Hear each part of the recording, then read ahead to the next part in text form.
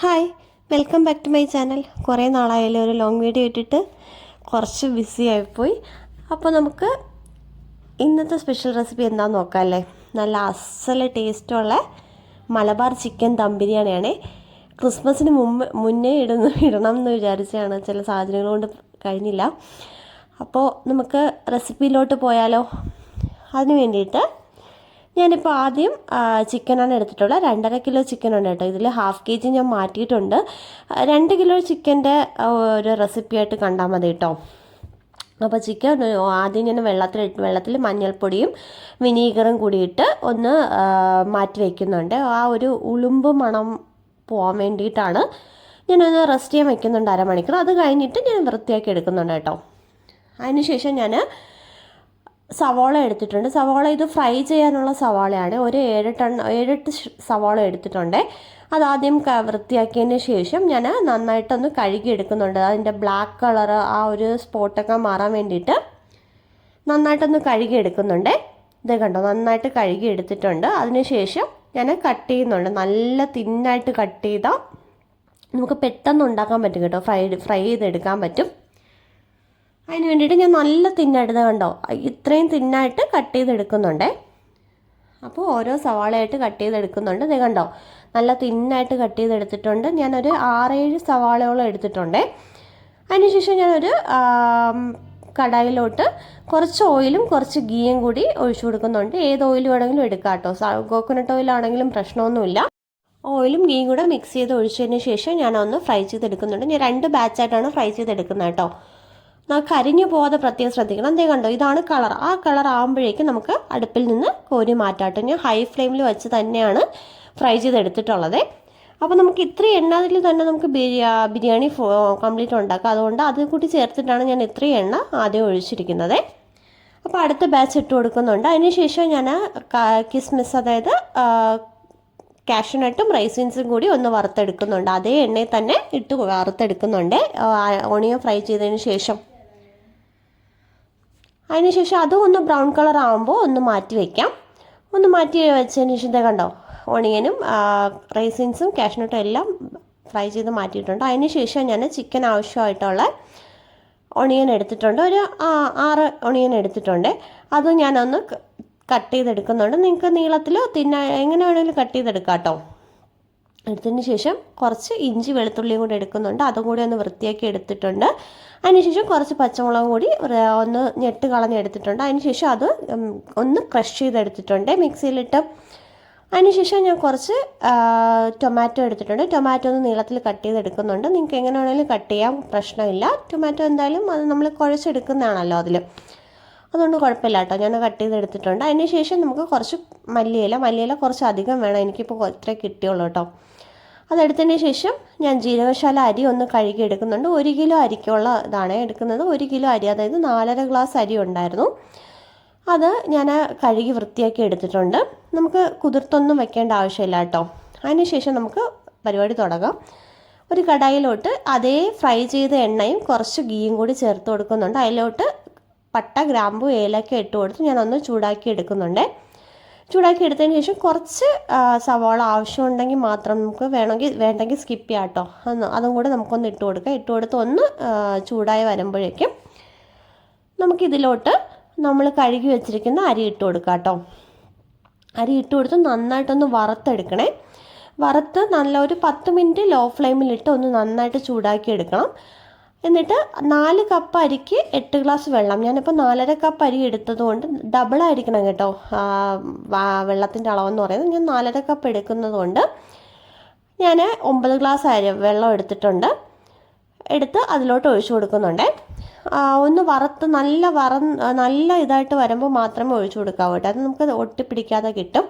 അതിനുശേഷം അതിലോട്ട് ഉപ്പും കൂടെ ഒഴിച്ചു കൊടുക്കുന്നുണ്ട്. നമുക്ക് നാരങ്ങ നീര് വേണമെങ്കിൽ ഈ സമയത്ത് ഒഴിച്ചു കൊടുക്കാം. ഞാനത് ഒഴിക്കാൻ വേണ്ടിയിട്ട് വിട്ടുപോയി കേട്ടോ. എങ്കിൽ തമ്മിൽ ഒട്ടി പിടിക്കത്തില്ല അരി.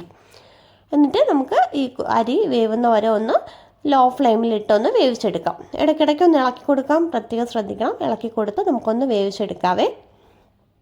ഇത് കണ്ടോ, ഞാൻ ഇടയ്ക്ക് അടപ്പ് മാറ്റി ഇളക്കുന്നുണ്ട്. അതിനുശേഷം അടപ്പും മൂടി വയ്ക്കുന്നുണ്ട് കേട്ടോ. അങ്ങനെ ഇടയ്ക്കിടയ്ക്ക് ഇളക്കി ഇതേ കണ്ടോ, വെള്ളം മുഴുവൻ വറ്റിച്ചെടുത്തിട്ടുണ്ട്. ജീരകശാല അരി ഒരിക്കലും ഊറ്റിയെടുക്കരുത്, വെള്ളം വാർത്തിയെടുക്കരുത് കേട്ടോ. എപ്പോഴും ഇങ്ങനെ വറ്റിച്ചെടുക്കാവേ. ഇതേ കണ്ടോ, നല്ല പെർഫെക്റ്റ് ആയിട്ട്. അത് ഇനി അവിടെ ഇരുന്ന് ശരിയായിക്കോളും. നമുക്കത് അവിടെ മാറ്റി വെച്ചിട്ട് നമുക്ക് അടുത്ത് ചിക്കനിലോട്ട് കിടക്കാം. ചിക്കൻ അതേ എണ്ണ തന്നെ ഞാൻ സവാള വറുത്ത എണ്ണ തന്നെ കുറച്ച് ഒഴിച്ചു കൊടുക്കുന്നുണ്ട്. അതിലോട്ട് കട്ട് ചെയ്ത് വെച്ച സവാള ചേർത്ത് കൊടുക്കുന്നുണ്ട്. ചിക്കന് വേണ്ടി കട്ട് ചെയ്ത് വെച്ചല്ലേ, കുറച്ച് സവാള ചേർത്ത് കൊടുക്കുന്നുണ്ട്. അതൊന്ന് വഴണ്ട് വരാനായിട്ട് നമുക്ക് കുറച്ച് ഉപ്പും കൂടെ ചേർത്ത് കൊടുക്കാം. ഉപ്പും കൂടെ ചേർത്ത് ഒന്ന് വഴറ്റിയെടുക്കാം കേട്ടോ. ഒന്ന് കളറ് ഒന്ന് ട്രാൻസ്പെറൻ്റ് ആയാൽ മതി. അപ്പോഴേക്കും നമ്മൾ ക്രഷ് ചെയ്ത് വെച്ചിരിക്കുന്ന ഇഞ്ചി, വെളുത്തുള്ളി, പച്ചമുളക് ഇതെല്ലാം കൂടി ചേർത്തൊന്ന് പച്ചമണം മാറുന്നവരെ വഴറ്റിയെടുക്കാം കേട്ടോ. അതിൻ്റെ പച്ചമണം മാറുന്നവരെ വഴറ്റിയെടുക്കണം. എടുത്തതിന് ശേഷം നമുക്ക് അതിലോട്ട് ടൊമാറ്റോ കൂടി ചേർത്ത് കൊടുക്കാം. ടൊമാറ്റോയും കൂടി ചേർത്ത് നന്നായിട്ടൊന്ന് വഴറ്റിയെടുക്കുക. ടൊമാറ്റോ അതിലോട്ട് നന്നായിട്ട് വെന്ത് ടൊമാറ്റോ അതിലോട്ട് ചേരണം കേട്ടോ. ആ രീതി വരെ വഴറ്റിയെടുക്കാം. കണ്ടോ, ഞാൻ നന്നായിട്ട് മിക്സ് ചെയ്തിട്ടുണ്ട്. കണ്ടോ, നല്ല വഴണ്ട് വന്നിട്ടുണ്ട്. ടൊമാറ്റോ ഒക്കെ വെന്തിട്ടുണ്ട്. അതിലോട്ട് നമുക്ക് ചിക്കൻ ചേർത്ത് കൊടുക്കാം. ക്ലീൻ ചെയ്ത് വെച്ചിരിക്കുന്ന ചിക്കനാണ്. ഞാൻ ഉപ്പിലും മഞ്ഞപ്പൊടിയിലിട്ട് നിങ്ങൾ കാണിച്ചല്ലോ. അതിന് ശേഷം ഞാൻ വേസ്റ്റൊക്കെ കളഞ്ഞ് ക്ലീൻ ചെയ്ത് എടുത്തിട്ടുണ്ട്. ആ ചിക്കൻ ഇട്ട് നന്നായിട്ടൊന്ന് മിക്സ് ചെയ്ത് കൊടുക്കാം. കണ്ടോ, നന്നായിട്ട് മിക്സ് ചെയ്ത് കൊടുത്തതിന് ശേഷം ഈ സമയത്ത് ഉപ്പ് ചേർക്കണം കേട്ടോ. ഞാനത് വിട്ടുപോയിട്ട് പിന്നെയാണ് ഉപ്പ് ചേർത്തത്. ഈ സമയത്ത് നിങ്ങൾക്ക് വേണമെങ്കിൽ ഉപ്പ് ആവശ്യത്തിന് ചേർത്ത് കൊടുക്കാവുന്നതാണ്. അതിനുശേഷം കുറച്ച് മല്ലിയിലയും കൂടി ഞാൻ ചേർത്ത് കൊടുക്കുന്നുണ്ട്. നേരത്തെ അത് കട്ട് ചെയ്ത് വെച്ചില്ലേ, ആ മല്ലിയിലയും കൂടി ചേർത്ത് നന്നായിട്ടൊന്ന് ഇളക്കുന്നുണ്ട്. ഇളക്കിയതിന് ശേഷം ഒരു ഫ്ലേവറിന് വേണ്ടി മാത്രം കറിവേപ്പില ചേർത്ത് കൊടുക്കുന്നുണ്ട്. നിങ്ങൾക്ക് ആവശ്യമില്ലെങ്കിൽ സ്കിപ്പ് ചെയ്യാം. ഞാൻ കുറച്ച് കറിവേപ്പിലയും കൂടി ചേർത്തിട്ട് ചിക്കൻ ഒന്ന് അടച്ചു വെച്ച് വേവിക്കുന്നുണ്ട്. ഇതേ കണ്ടോ, ഇടയ്ക്കിടയ്ക്ക് ഇളക്കി കൊടുക്കാൻ മറക്കരുത്, ഇല്ലെങ്കിൽ അടിയിൽ പിടിക്കും. വെള്ളം ഒന്നും ഒഴിക്കുന്നില്ല കേട്ടോ. ചിക്കനിൽ നിന്ന് വന്നിട്ടുള്ള വെള്ളം മാത്രമേ ഉള്ളൂ. ഞാൻ അഡീഷണൽ വെള്ളം ഒന്നും ചേർത്തിട്ടില്ലേ. ഇതേ കണ്ടോ, ചിക്കൻ ഇങ്ങനെ വെന്ത് വരുമ്പോഴേക്കും നമുക്ക് കുറച്ച് ഗരം മസാല ചേർത്ത് കൊടുക്കാവേ. ഈ ഒരു മസാല മാത്രമേ നമ്മളിതിൽ ചേർക്കുന്നുള്ളൂ കേട്ടോ. വേറെ ഒരു മസാലയും നമ്മളിതിൽ ചേർക്കുന്നില്ല. വീട്ടിൽ തന്നെ പൊടിച്ചെടുത്ത ഗരം മസാലയാണ്. അതിൻ്റെ റെസിപ്പി ഞാൻ ഇടാം കേട്ടോ. ഈ സമയത്ത് ഞാൻ ഉപ്പും കൂടി ചേർത്ത് കൊടുക്കുന്നുണ്ട്. ചിക്കനിൽ ആവശ്യമായിട്ടുള്ള ഉപ്പ് ഞാൻ മറന്നു പോയിട്ടാണ്. നിങ്ങൾ നേരത്തെ ചേർത്തിട്ടുണ്ടെങ്കിൽ ഇപ്പോൾ ചേർക്കേണ്ട ആവശ്യമില്ല കേട്ടോ. അപ്പോൾ നിങ്ങൾ ചേർത്തതിന് ശേഷം അതും കൂടെ ഒന്ന് ഇളക്കുക. ഇളക്കിയതിന് ശേഷം ഇപ്പോൾ ചേർത്തെന്ന് വെച്ചിട്ട് പ്രശ്നമൊന്നുമില്ല. ഉപ്പ് അങ്ങനെ കുറവായിട്ടൊന്നും ഫീൽ ചെയ്തില്ല കേട്ടോ. ഉപ്പെല്ലാം പിടിച്ചിട്ടുണ്ട് ചിക്കനിൽ. എന്നിട്ട് വീണ്ടും അടച്ചു വെച്ച് വേവിക്കുക. ഇതേ കണ്ടോ, ഇടയ്ക്കിടയ്ക്ക് ഇളക്കി കൊടുക്കുക. ചിക്കൻ നല്ല വെന്ത് വരണം, അതുപോലെ വെള്ളവും വറ്റണം കേട്ടോ. അതുവരെ വേവിക്കുക. ഇങ്ങനെ വെന്ത് വരുന്ന സമയത്ത് നമുക്ക് കുറച്ച് തൈരും കൂടി ചേർത്ത് കൊടുക്കാം. തൈരും കൂടി ചേർത്തതിന് ശേഷം നന്നായിട്ടൊന്ന് ഇളക്കുക. കുറച്ച് നാരങ്ങ നീരും കൂടി ഞാൻ ഈ സമയത്ത് ചേർത്ത് കൊടുക്കുന്നുണ്ട്. നാരങ്ങ നീരും കൂടി ചേർത്ത് ഒരു പകുതി നാരങ്ങയുടെ നീരാണ്. അതുകൂടി ചേർത്ത് നന്നായിട്ടൊന്ന് ഇളക്കുക. നല്ല ഇളക്കിയതിന് ശേഷം കുറച്ച് ഫ്രൈഡ് ഓണിയൻ, അതായത് നമ്മൾ നേരത്തെ ഫ്രൈ ചെയ്ത് കുറച്ചധികം ഓണിയൻ ഫ്രൈ ചെയ്ത് വെച്ചിട്ടുണ്ടായിരുന്നല്ലേ. അപ്പോൾ അത് നമുക്ക് ഇതിൽ 3/4 ഭാഗവും ഇതിലോട്ട് ചേർത്ത് കൊടുക്കാം കേട്ടോ. ഈ ചിക്കനിലോട്ട് ഈ സമയത്ത് ചേർത്ത് കൊടുത്തതിന് ശേഷം നന്നായിട്ടൊന്ന് ഇളക്കുക. ഇതൊന്ന് നന്നായിട്ട് ഇളക്കിയതിന് ശേഷം വീണ്ടും അടച്ചു വെച്ച് വേവിക്കാം. ചിക്കൻ നല്ല വെന്ത് സോഫ്റ്റ് ആവുന്നവരെ വേവിക്കണം കേട്ടോ.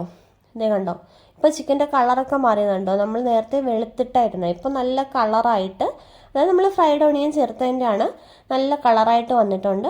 വീണ്ടും അടച്ചു വെച്ച് നിങ്ങൾക്ക് ചിക്കൻ വെന്തില്ലാന്ന് തോന്നുകയാണെങ്കിൽ അടച്ചു വെച്ച് വേവിക്കുക. എനിക്കിപ്പോൾ ഒരു 5 മിനിറ്റ് കൂടെ വേവാനായിട്ടുണ്ടായിരുന്നു കേട്ടോ. അതുകൊണ്ടാണ് ഞാൻ അടച്ചു വെച്ചത്. അടച്ചു വെച്ച് ദേ കണ്ടോ, ചിക്കൻ ഇപ്പോൾ ഏകദേശം റെഡിയായി വന്നിട്ടുണ്ട്. നല്ല റെഡിയായി വന്നിട്ടുണ്ട്. ചിക്കനൊക്കെ നല്ല വെന്തിട്ടുണ്ട്, നല്ല സോഫ്റ്റായി വെന്ത് വന്നിട്ടുണ്ട് ചിക്കൻ.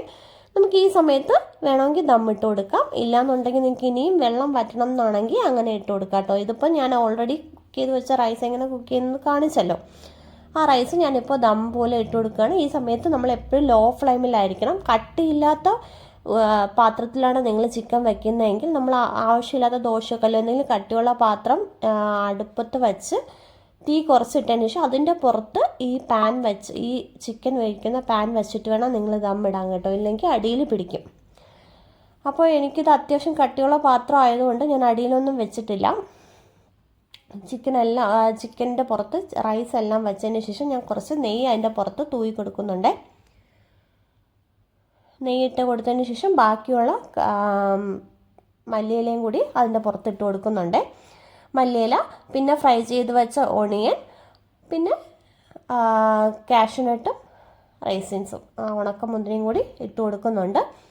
ഇട്ട് കൊടുത്തതിന് ശേഷം നിങ്ങൾക്ക് നെയ്യ് കൂടുതൽ വേണമെന്നുണ്ടെങ്കിൽ കൂടുതൽ ചേർക്കാം കേട്ടോ. ഈ സമയത്ത് നിങ്ങൾക്ക് കളറിന് വേണമെങ്കിൽ കുറച്ച് മഞ്ഞൾപ്പൊടി എടുത്തിട്ട് വെള്ളത്തിൽ ചേർത്ത് അങ്ങനെ വേണമെങ്കിൽ ചേർക്കാം. ഇതാണ് ഇതിൻ്റെ കളർ മലബാർ ചിക്കൻ ബിരിയാണിയുടെ. ഓക്കെ, അപ്പോൾ എന്നിട്ട് നമുക്ക് ദം ചെയ്യാൻ വയ്ക്കാം. പുറത്ത് എന്തെങ്കിലും ഒരു വെയിറ്റ് വെച്ച് കൊടുക്കുക. ഞാനിപ്പോൾ ഇടികല്ലാണ് വെച്ച് കൊടുക്കുന്നത്. എന്തെങ്കിലും വെയിറ്റ് വെച്ച് കൊടുത്തതിന് ശേഷം നമുക്ക് അടച്ചു വെച്ച് ഒരു അരമണിക്കൂർ വെയിറ്റ് ചെയ്യാം. തീ കുറച്ച് വെക്കണം കേട്ടോ, നല്ല കുറച്ച് വെക്കണം. തീ ഓഫ് ചെയ്തതിന് ശേഷം നമുക്ക് വേണമെങ്കിൽ റെസ്റ്റ് ചെയ്യാൻ വയ്ക്കാം. ഞാനിപ്പോൾ റെസ്റ്റ് ചെയ്യാൻ വെച്ചിട്ടുണ്ടായിരുന്നു ഒരു 15 മിനിറ്റ് കൂടി. ഓഫ് ചെയ്തതിന് ശേഷം ഞാൻ ഇത് ഇളക്കിയെടുക്കുന്നുണ്ട്. നല്ല മണമാണ് കേട്ടോ ഈ സമയത്ത് വരുന്നത്, നമുക്ക് പറഞ്ഞറിയിക്കാൻ പറ്റത്തില്ല. പിന്നെ വീഡിയോ എടുക്കാല്ലേ ഒരു ഷേപ്പിനൊക്കെ ഇരുന്നിട്ട് നോക്കിയിട്ട് ഞാനൊരു ബൗളിലോട്ടൊക്കെ വിളമ്പുന്നുണ്ട് കേട്ടോ. വിളമ്പി ഞാനൊരു പ്ലേറ്റിലോട്ട് ആക്കുന്നുണ്ട്. അപ്പോൾ കറക്റ്റ് ഷേപ്പിന് നമുക്ക് കിട്ടും കേട്ടോ. ഇത് കണ്ടോ, കറക്റ്റ് ഷേപ്പിന് തന്നെ കിട്ടിയിട്ടുണ്ട്. അതിലോട്ട് ഞാൻ കുറച്ച് റൈസിൻസും കുറച്ച് ഭംഗിക്ക് വേണ്ടിയിട്ട്, ഫോട്ടോയൊക്കെ എടുക്കാനുള്ള ഭംഗിക്ക് വേണ്ടിയിട്ട് ഞാൻ ഇട്ട് കൊടുക്കുന്നുണ്ട്. അതിനുശേഷം നമുക്ക് ഒഴിച്ചുകൂടാൻ പറ്റാത്ത സാധനം ബിരിയാണിയുടെ കൂടെ സാലഡ് ഞാൻ വെച്ച് കൊടുക്കുന്നുണ്ട്. അതിനുശേഷം ഞാനൊരു നാരങ്ങ ചമ്മന്തി അരച്ചിട്ടുണ്ട്. അതിൻ്റെ റെസിപ്പി ഞാൻ ഉടനെ തന്നെ ഷോർട്സ് ആയിട്ട് പോസ്റ്റ് ചെയ്യാം കേട്ടോ. അതും പിന്നെ നല്ല ടേസ്റ്റാണ് ആ ചമ്മന്തിയും പിന്നെ ഒരു പപ്പടവും. ഇതൊന്നും ഇല്ലാതെ എന്ത് ബിരിയാണിയല്ലേ. അപ്പോൾ അതെല്ലാം കൂടി ഒരു കഴിപ്പ് കഴിച്ചാൽ സൂപ്പർ ടേസ്റ്റാണ്. നിങ്ങൾ പിന്നെ ഈ ബിരിയാണി മാത്രമേ വീട്ടിലുണ്ടാക്കത്തുള്ളൂ. അപ്പോൾ ഇതേ കണ്ടോ, എല്ലാം കൂടി വെച്ചിട്ട് ആ ചമ്മന്തിയൊക്കെ പ്രത്യേക ടേസ്റ്റാണ്.